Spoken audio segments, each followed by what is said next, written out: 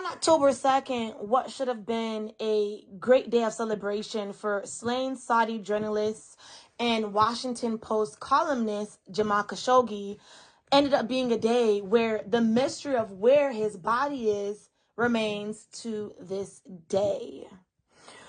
On October 2nd, 2018, slain journalist Jamal Khashoggi entered the Saudi consulate in Istanbul, Turkey. A little backstory to how this man, this columnist of the Washington Post, this person who was known for using his loud platform at the Washington Post after leaving Saudi Arabia, became known for a voice of reform in the Middle East and accountability, especially from leaders in the Middle East, how his body never came up and how he was murdered and why possibly he was murdered. Stay tuned. But first, here's the backstory on what all happened so you all can get a better understanding. For those of you that may not be aware, Jamal Khashoggi had a career in Saudi Arabia. A lot of that was spent working in the government in Saudi Arabia, actually, reporting and being a spokesperson, actually, for the government of Saudi Arabia. This is all pre the year 2018. And it is no knowledge, like I had mentioned before, that Jamal Khashoggi had a dream of Muslim reform in the Middle East.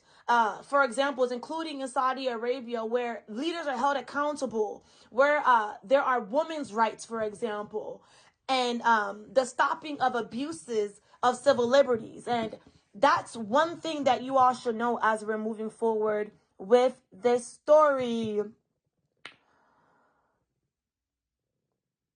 Here's where it all gets spooky.